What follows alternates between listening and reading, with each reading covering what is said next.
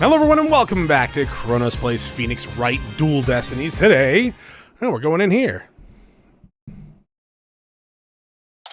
Well, and by in here, I mean the trial day one. I don't know why I said it like that. I'm doing a goddamn dungeon run or something. I did a little research. Yeah, I looked into the special psyche locks you mentioned, Mr. Nick. You did? That's great. I really appreciate it. The red psyche locks protect the secret a person is consistently trying to hide. If the person folds under questioning, the lock breaks and the truth comes out. Yep, that's exactly how I got the truth out of Detective Fulbright and Director Cosmos. But a black psyche lock protects a secret from the deepest place in the person's heart. A secret that the person isn't even consciously aware of. Is that true? We had one in a prior game, just one, last game. Was it something he was unaware of? I don't remember. Yeah, I don't really remember. So even they don't know it's there. Athena isn't trying to keep anything from you on purpose. For some reason, part of her heart and her memories are sealed off, even from herself. Okay, so all we have to do is break a psyche lock. According to my research, a black psyche lock is like a heavy chain wrapped directly around one's heart. And if they are ripped off by force, it could cause permanent damage to the person's soul. In other words, if I'm not careful, I could traumatize Athena for good, more so than she already is. Gulp. Pearls, could you stay by Athena's side? She must be suffering under the weight of such a heavy burden. Alright, but will you be alright by yourself, Mr. Nick? I'm up against Edwards. I have to be able to give this trial all my focus and strength. And you can't do that if I'm there. I'll just hold you back. No, that's not it. I just meant that I can relax and concentrate if I knew you were with Athena. You're the one who can do it, Pearls. You're the only one who can do it, Pearls. Alright. I'll do it then. Good luck, Mr. Nick. But I am gonna hold that against you. Oh, good. Now that my mind is at ease, I better get ready. I'll just tidy up the evidence and take out what I don't need. It's time to end this nightmare that started 7 years ago. Hi, Venus. How's it going? Are you gonna be my Pearls? I think you're actually older than Pearl, right? Oh, yep. You are definitely older than Pearl. You're an old lady cat. Defense, prosecution, judge. There are even people in this gallery. The roof has been completely blown off and the walls have been collapsed. But today, this ruin is my battleground. Who's the judge? It's that guy. Okay, never mind. Is that Ponko or Clonko? I don't really care. I don't want it. No! Go away! Court, or some facsimile. Oh my god, that's right, it's facsimile. Therefore, it is now in session for the trial of Athena Cykes. Not a facsimile, old man. This is a proper official trial. Take this more seriously, or you'll start hearing the bones of the hostages snap. Please try not to upset Ms. Blackwell, I'm begging you. Court is now in session for the very serious and very proper trial of Athena Cykes.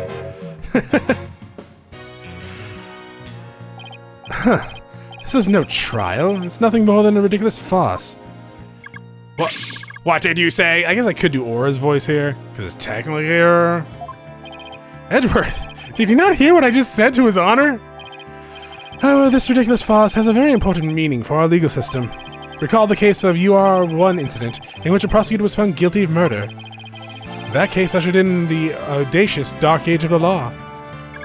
I see what you're after. If you can find the real truth behind the case today. Precisely, the darkness will be dispelled and glory shall be restored to the court system. Prosecutor Edgeworth, you sound as if you know something about this truth. I do indeed. A new suspect has emerged in the UR1 case. For 7 years, Simon Blackwell has refused to speak in order to cover for someone else. Brace yourself, Phoenix. Here it comes. I'm sorry, Wright, but the situation is what it is, and I must do what I must. The prosecution moves to indict Athena Cykes on the count of murder in the first degree.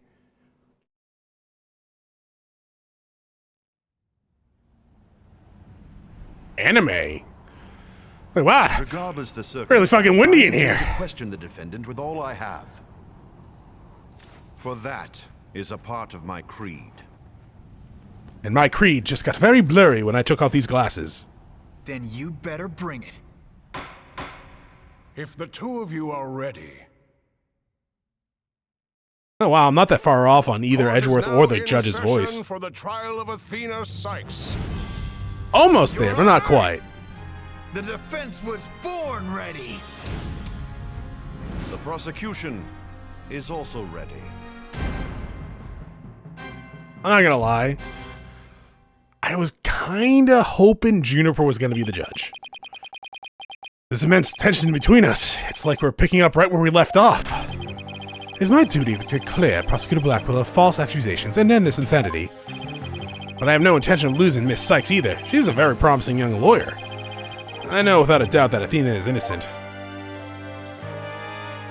Maybe. But I don't think Prosecutor Blackwell did it either. So, do you have any clues of who was responsible? Alright, another flashback. You know it wasn't Simon. A spy. A spy, you say? Yarr, I don't know why I'm a pirate now. The true culprit is a spy. Honestly, doesn't narrow it the fuck down at all. I don't... What do you mean, spy? Is that Russian lady gonna show up again from the last game? She wasn't even Russian, right? She was pretending to be Russian? She was Russian, right? I think so. I think she was supposed to be Russian. The one that the Borscht, right? It's gonna be hard to convince anyone of that one. I barely believe in myself.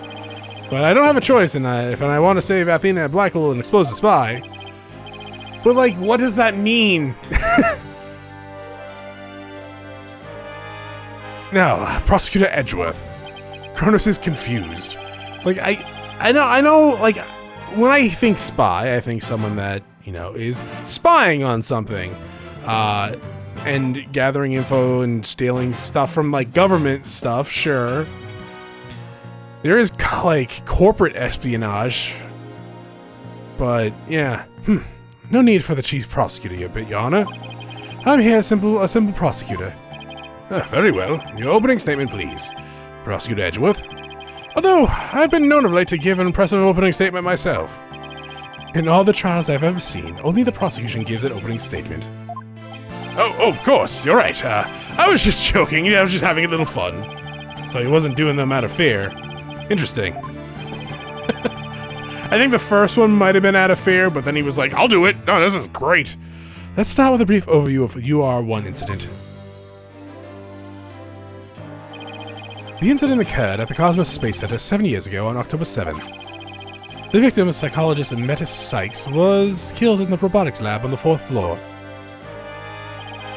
And his mother, Simon Blackwell, a young prosecutor at the time, was found guilty of the crime. There were two deciding factors that led to his guilty verdict. One, Blackwell was the only person in the corridor to the lab at the time of the murder. And two, this photo, which captured the moment of the crime. Very incriminating evidence indeed. Yeah, you're not wrong. It would appear that the only conclusion is that Prosecutor Blackwell did it indeed. Are you kidding me? I am not accepting any conclusion of the kind. This opening statement is over. Now hurry up and call the witness. Excuse me, Ms. Blackwell, but we must follow proper procedure for these things, you know. Or perhaps we should hear her wishes, Your Honor, or heed her wishes. She is the trial's sponsor, after all. Besides, the courtroom is chilly, and sitting for too long can't be good for your back. Oh, you're very kind to show such concern for the welfare of the elderly. As skilled as ever at playing the court puppeteer, I see. The prosecution calls its first witness, a witness who decided to bring forth a new testimony after 7 long years. New testimony? Just who is this witness anyways? Is it Aura? It's Fulbright. Bobby Fulbright, the name, the justices, in justice we trust. What are you doing here? I'm just here to speak for the hostage taker, Ms. Aura Blackwell. She says she's too busy, what with confining and threatening the hostages and all. That doesn't seem to stop her from constantly chiming in through Clonko. I am nothing more than the observer here. Do your best. I am watching you. Leaving her brother innocent, Ms. Blackwell has been conducting her own investigation. And though through her current actions are hardly lawful, I think we can at least hear a theory. I have here Ms. Blackwell's notes on the investigation she conducted. And I'll be giving the testimony based on these notes. Here we go. Okay. That'd be a weird way to do testimony, to say the least, because now when I press you, you're probably not going to know how to respond. Simon Blackwell isn't the matter. He was trying to cover for someone. Someone else was at the scene at the time they say Simon committed the murder. I mean, if he really was out to sail that moon rock, then why the rolling case? Because he was using it to hide someone inside. That's all.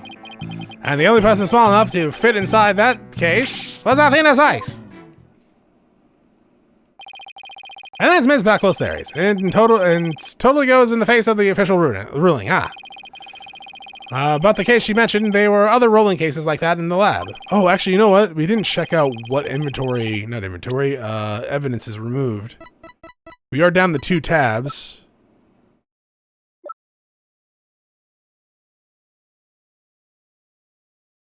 So the clay stuff is gone. Okay, so that's not going to be necessary. We still have the knife.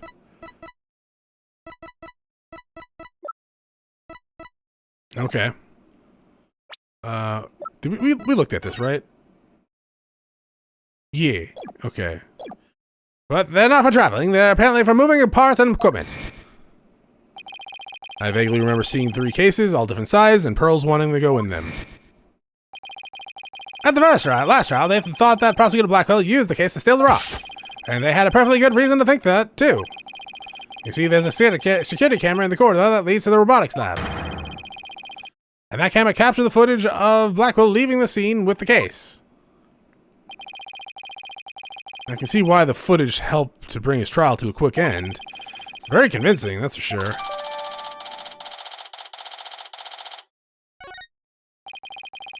That case, by the way, was later discovered outside the Space Center grounds. Speaking of after the incident, where was the defendant, Athena Cykes, found? She was found on the 5th floor of the Space Center in the Cykes family residence. Prosecutor Blackwell most likely brought her there after the incident. In addition, it is unknown whether Ms. Cykes was at where Ms. Cykes was at the estimated time of death. Ms. Cykes was too confused by the shock of her mother's death to give proper testimony, and there was no witness or evidence to tell us where she might have been. So what you're saying is Ms. Cykes didn't have an alibi. That is what the evidence is saying, yes. I understand the reasoning behind this theory, but I'm far from convinced. The victim is the accused mother. Are you actually claiming that an 11-year-old girl... Of course the girl had a very strong motive. Dr. Cykes was a psychologist who wrote many papers about speech and emotion. You're aware of Athena Cykes' special ability, aren't you, Your Honor? Are you referring to that therapy thing? Yeah, she's done it quite a bit in court. I keep getting billed by the insurance for it. The ability to read emotions from speech, the subject of her mother's research. Well, I feel like I fucking misread that.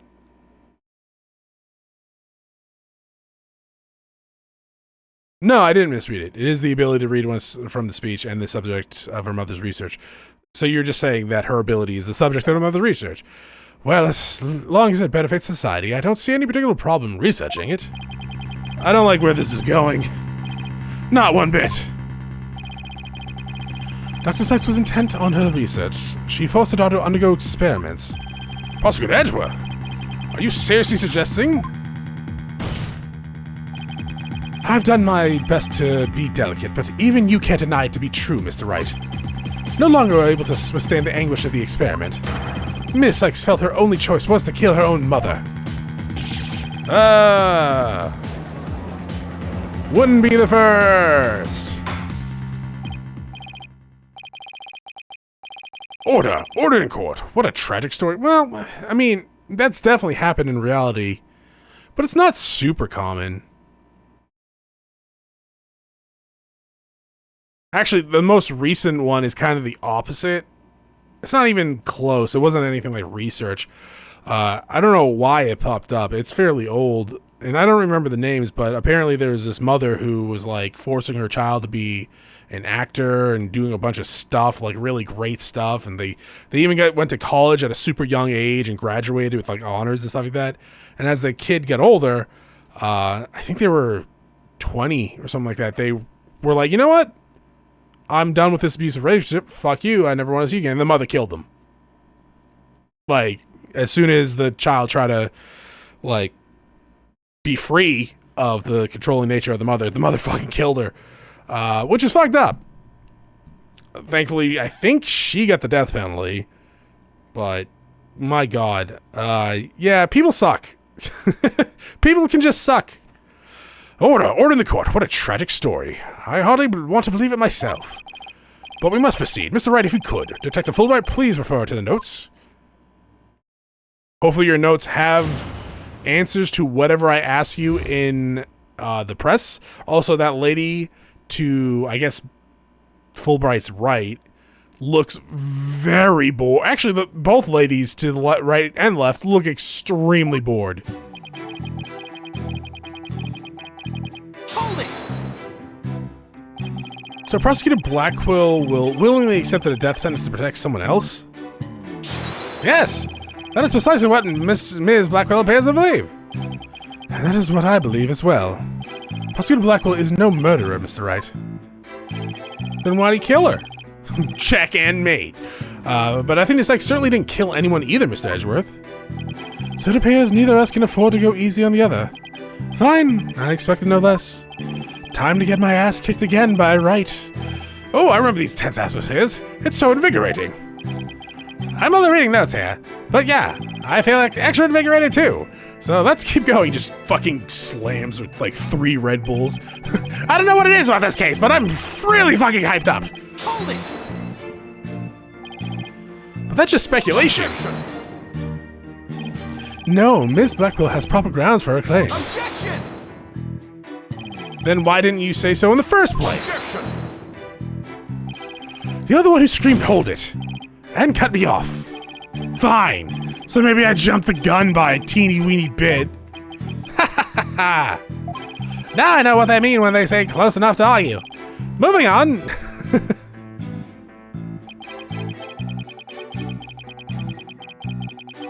Hold it! You know, honestly, I'm trying to think, like, if this was reality and there was a trial forced to proceed because someone took hostages, I don't think it will matter what the outcome of that trial would be, right? Real, not real, even if it actually is accurate, like, sentencing or the trial was done by the books, I'm pretty sure it would just be thrown out. And they would probably have to redo it, obviously, unless it was like double jeopardy or thrown out with like what the hell's it called? Bias, thrown out with bias or unbiased. So whatever the one is, you throw it out and you can't like retrial. But yeah, I'm pretty like sure that they would just, after the trial was done and the hostage situation was cleared up, it would be undone. This rolling case, I suppose you mean this one that existed in the photo with Prosecutor Blackwell in it, but was absent from the crime scene photos taken when the crime scene photos were taken. Yes, that's the one. And Ms. Blackwell has drawn a conclusion from those 2 photos. She has? And what is that conclusion? You're the one with her notes. Oh, right. Of course. Reading them now. Why the rolling case?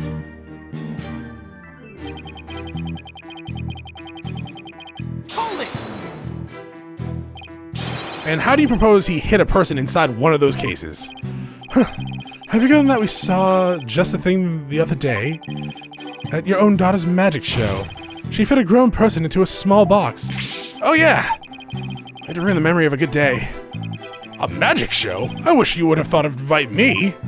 Actually, I would like to go too. My apologies. I'll invite you both next time. I promise. So, wait a minute. What were we talking about again? Prosecutor Blackwell was using the case to hide someone.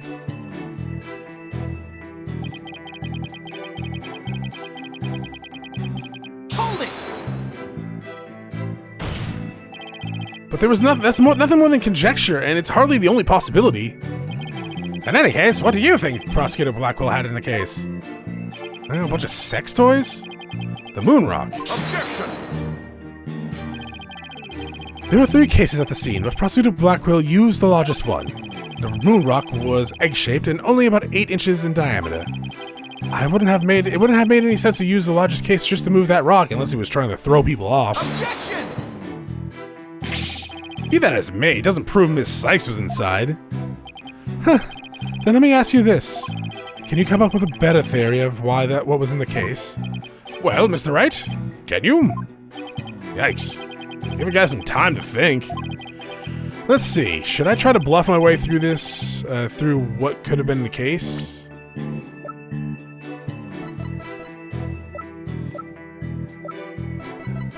Yeah, I guess. Sure, why not? I know exactly what Prosecutor Blackwell carried in the case. I just have to find something else that was missing, right? No sweat. Oh, I'm very interested in hearing your theory. If it's true, that is. This crime scene photo was taken after Prosecutor Blackwell left, correct? All we have to do is compare it with this. It's a different photo, though, like it's a different side. This photo of Prosecutor Blackwell to see what's missing. If you take something with him, then it should be in one of these photos. Lady Luck, don't fail me now. Alright, Mr. Wright, let us hear your theory. Your game theory. What did Prosecutor Blackwell take?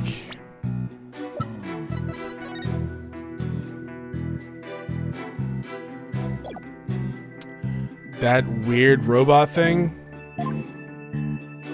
This thing? Take that!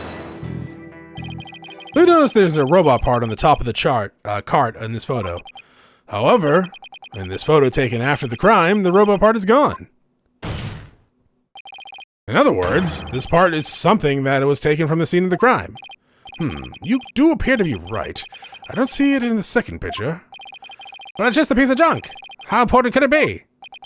Klonko just comes up and starts strangling him. It's really just an insignificant robot part. Speaking of which... What are you looking at? I'm gonna start charging for each glance per eyeball. Stingy, stingy. What happened to the age of free previews? It's called peeping and purring out, Phoenix. We don't do it, obviously, anymore. Your Honor, about this robot part. Doesn't it look like it could be an arm for that robot over there? Well, now that you mention it, it does, doesn't it? But the case is still too big to be practical for just the moon rock and a robot arm. But it really was it really just the one arm that was in there? If it wasn't Athena in the case, then maybe. I believe there's another robot at the scene that looks just like the one here. Your Honor, it's the defendant's assertion that it was the other robot that was in the case. What? Aw, they gave it 2 boxes. Objection! We can't be certain that part belongs to a robot. Yes, it looks like the arm of the one before us, but it could be something else entirely. Besides, it's wrapped entirely in bandages, making it difficult to verify what it is. Objection! I know for a fact it's a robot arm. I can even tell which robot it belonged to, just by looking at it. With the information, we can investigate whether it was there at the time or not. But Mr. Wright, I thought you were more of the technologically illiterate type. When did you become such an expert? I feel somehow abandoned. Not to worry, Your Honor. I'm still very bad at this. I still know nothing about machines. But I know this piece of evidence proves which robot arm belonged to. This one, right? Yeah. Take that! The robot in this picture is named Ponko. But take a look at Ponko's arm. It was Miss Cykes who bandaged it up like that. She must have thought the machines heal the same way as people do. What an adorable, naive take. It reminds me of my own grandchildren. The robot arm at the crime scene had the same bandaging wrapped around it. In other words, the robot arm could belong to none other than Ponko. The actual murderer. It's like, what? Order in the court. Order, I say. Prosecutor Edgeworth, what do you have to say for this? I can see the robot is about the same size as a child, but it cannot grab its knees and curl into a ball. Even if it was the largest of the case, the robot couldn't have possibly fit in there. The case does come up about mid-thigh on Prosecutor Blackwell. I see your point. The robot is much taller than that. They got me there. So then, did Prosecutor Blackwell, did Prosecutor Blackwell make Ponko fit in the case by dismantling her? Of course, Ponko would fit. All Prosecutor, I don't know why I'm having a hard time saying Prosecutor right now. Prosecutor Blackwell had to do was dismantle her. Once taken apart, the robot could easily have fit inside the rolling case. Like a rolling rock. It appears to be a robot assembly device. Disassembling in a flash. Push the button, right. Sounds rather violent, but Mr. Wright has a point here. Objection! Except that that's where the body was, on the table, where the robots are dismantled and assembled. Except that there was a body on the table. There would have been no room to take a robot apart. Objection! But what if it wasn't done on the table? What if the katana was used instead? You mean the sword? Yes, Your Honor. Ms. Blackwell, I'd like your opinion as a woman of science. Isn't it true that a katana could have been used to take the robot apart? I suppose so. Their joints aren't made of very tough material. A blade could slice through them. Thank you for your expert opinion, Ms. Blackwell. Thanks to you, we now know. I mean, there's blood on the bandage. That the existence of a severed arm in this photo proves that Ponko was taken apart. In addition, since the rest of Ponko was not found in the scene, we can conclude that the true meaning of this photo is very different from the original interpretation. You can't mean. That's exactly what I mean. The photo does not capture the moment of the murder. It is instead a picture of the moment after the robot was sliced apart. The blood you see here, where the arm was cut off, was transferred there by the bloody katana. Most likely the rest of Ponko is scattered around Blackwell's feet. Not hearing this! Therefore, what was transported inside that case was not the defendant, but a robot. Miss Cykes never was at the scene at the time of the murder. My head, my body, where am I?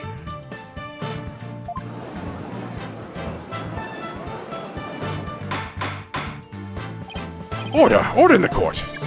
It's true that Ponko was found in pieces after the murder, but I'll admit I repaired her myself.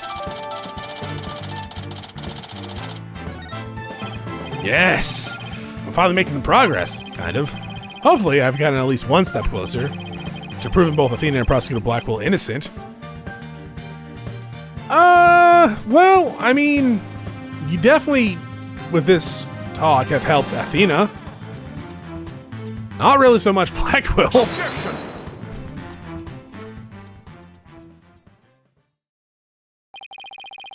Well played, Mr. Wright. You've made your point abundantly clear. I can see that there wasn't a defendant inside the rolling case, but the robot. Alright, what's going on here? It's never good when he plays things this straight. Does the prosecution withdraw its claim the defendant was carried from the scene? No, Your Honor, my claim hasn't changed. Objection! But Ponko and Miss Cykes couldn't have both been inside the case. Objection! The notion that the case was used to carry Miss Cykes was Ms. Blackwell's theory. I've been out of a different opinion from the offset. Now I finally have the opportunity to voice my theory. My game theory. Thanks to the defense.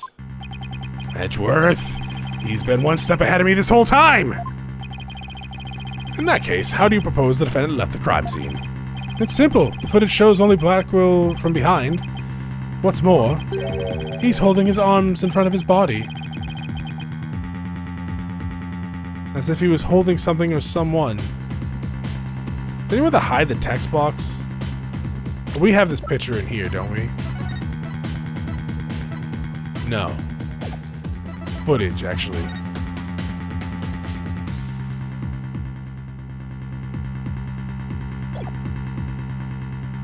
Oh, that's weird.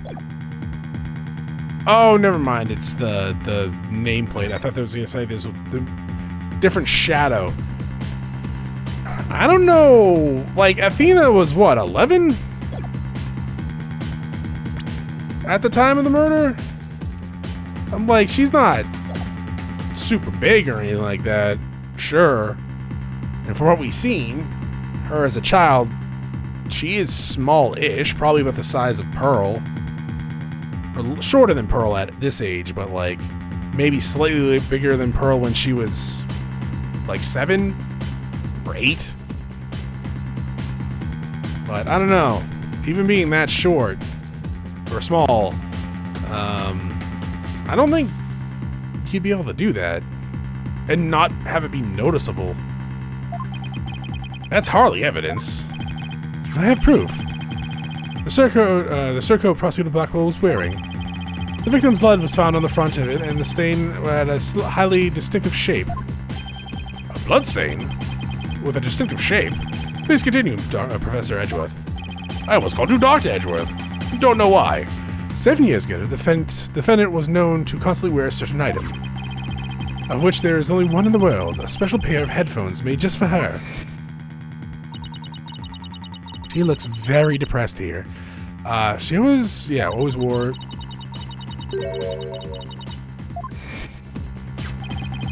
Analysis showed the bloodstain to be in the same exact shape of the headphones. In other words, there was no mere blood splatter. The blood went from the victim's body to the headphones, and then was imprinted on Prosecutor Blackwell's coat like a stamp. It's a gruesome, most gruesome stamp indeed. Blackwell carried Miss Cykes, who had been hit by splatter, away from the crime scene. This proves that Athena Cykes was, without a question, present at the crime scene. And that concludes the prosecution's argument. Yeah!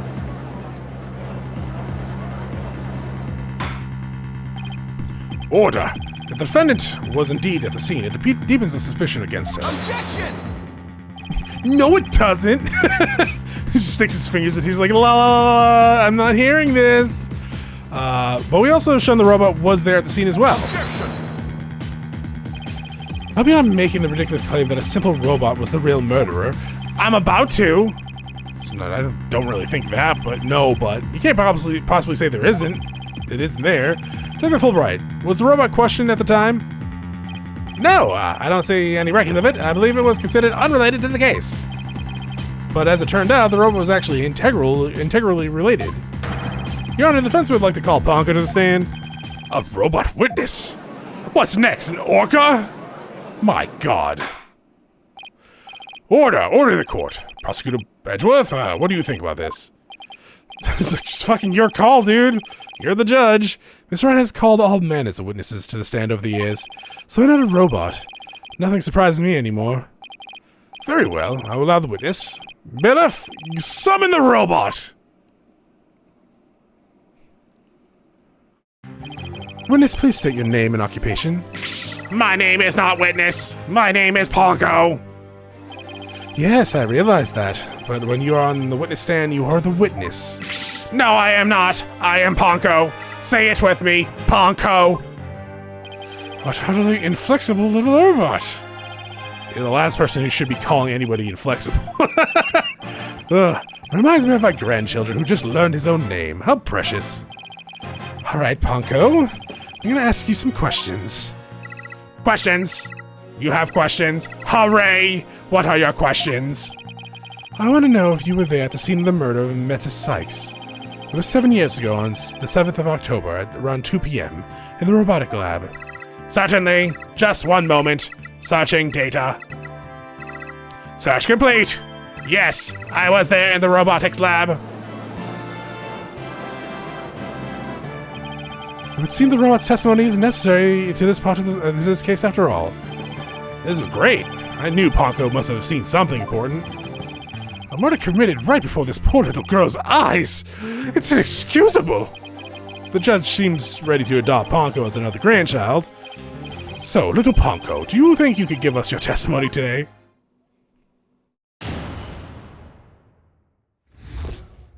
What I saw. I went to the robotics lab at 2 p.m. for my regular recharge.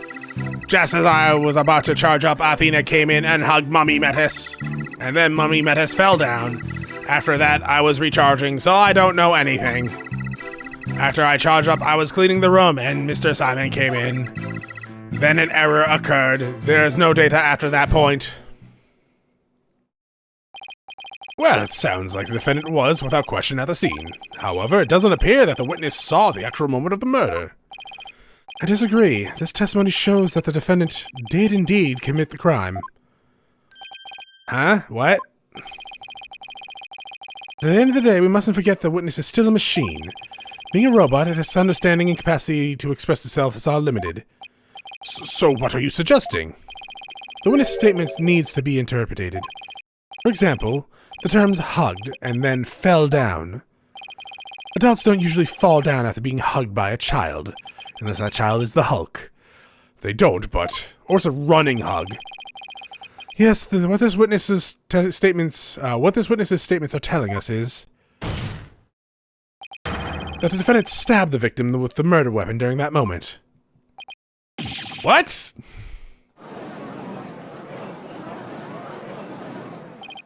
Before Miss Cykes hugged Dr. Cykes, did the two of them converse? Yes, they did. They spoke to each other very loudly, but I don't know what they said. Athena is usually so quiet, so I was surprised. Spoke very loudly. We can interpret this to mean they argued. I see. Murder after a heated argument. Sure. And then the victim fell down. I agree, that does sound like a reasonable interpretation. However, Ponko doesn't seem to remember anything that happened after that. When I am recharging, I go into sleep mode. But I remember everything before that. I have a very good memory. 64 gigabytes, in fact. That's not very good these days, Ponko. Shut up! You may as well, I mean, it's fine, really, for standard use. Some of these boards, though, Jesus Christ. It's like, oh, do you want 500 and blah, blah, blah? No, I don't. I want enough to run my shit and not spend a fortune, thank you very much. You may as well admit defeat now, right? A cross-examination would be useless. Ha! Don't be ridiculous. My cross-examinations are always useless, but I make do. Until now, think about it. Robots don't lie. This robot is both an important witness and valuable evidence at the same time. Nevertheless, I will have my cross-examination, please. I see you haven't changed. You never were one to worry about wasting time. Very well. If it may be a waste of time, you may proceed. Even if it may be a waste of time, you may proceed. I'll show you both just how fruitful any cross-examination can be. This is not going to amount to anything, is it? I actually hope it doesn't. Just so, because he's just so... oh, this is going to work. Hold it! Your regular recharge. What is it exactly? I have to refill my battery power, or else I will stop working. I go to the lab to do that. So that recharge occurred around 2 p.m., around the time of the murder? That's right. I go every day at 2. How can you get your battery changed in general? Because I would imagine after 7 years, they're probably dying. Probably died after 2 years. Hugged her, huh? Which Edward took to mean stabbed her with a weapon. You said the two of them were talking before Miss Cykes hugged her mother, is that right? Yes, they were talking very loudly indeed, but I couldn't tell what they were saying. Couldn't you tell?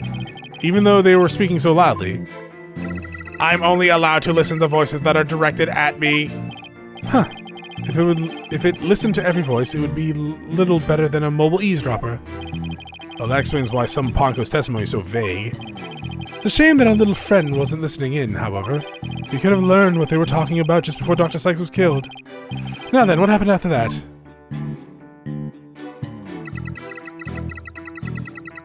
I mean, I guess that kind of makes sense, but still.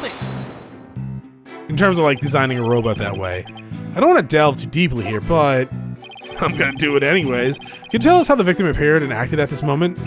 Mommy Metis was very surprised when she was hugged. I heard her heart pound. Her heart? Mr. Wright, have you forgotten about this document we found in the robotics lab? These robots have heartbeat detection systems. Now that he mentions it, I do remember reading something like that. and then ignoring it, they detect the presence of people by their sound of their heartbeats. But wait a minute. That means, if Dr. Cykes really did die at that moment... Ponko, how was Dr. Cykes after she fell down? Could you still hear the sound of her heartbeat? Let's see. The moment she fell, her heart was pounding. After that, I don't know. I started recharging then. Of all the unlucky timing, if you had heard anything after that, it could possibly prove the hug was actually the moment of the murder. I am very sorry. I'm afraid I don't know. I am very sorry. The robot is designed to go into sleep mode automatically, so it can't be helped. But it does appear to detect an increased heart rate at the moment of the stabbing. But it was instant though, right? After Mommy met his heart started pounding in surprise, she fell by the window. It was a round window on the workbench side of the room? The workbench, huh?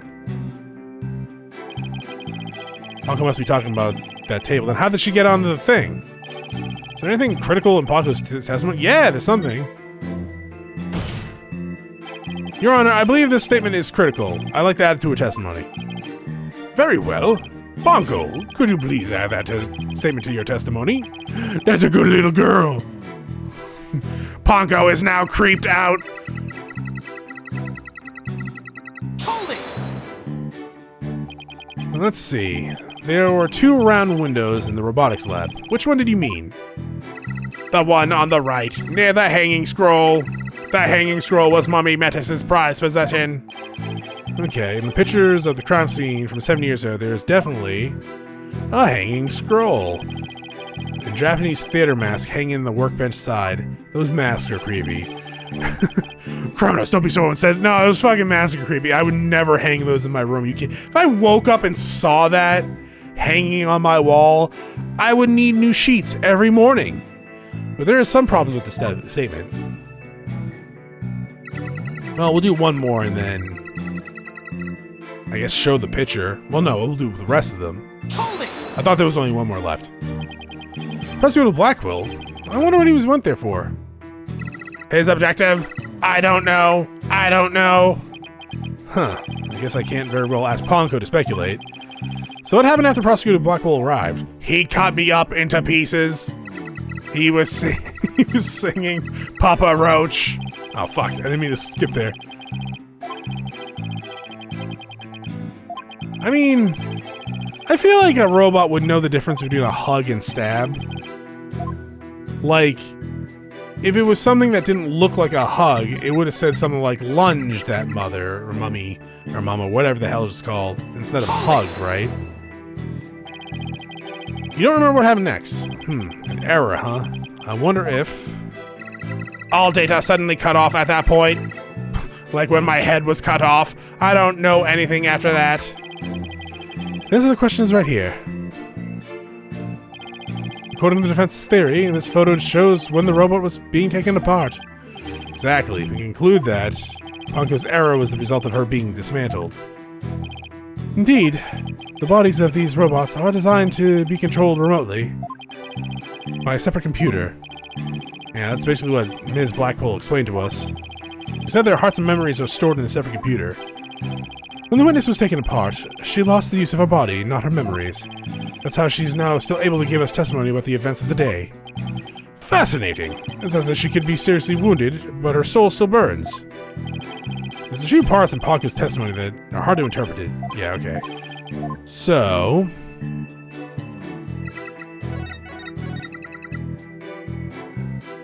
yeah. So here, we would probably want to show this, right? Because it's not there.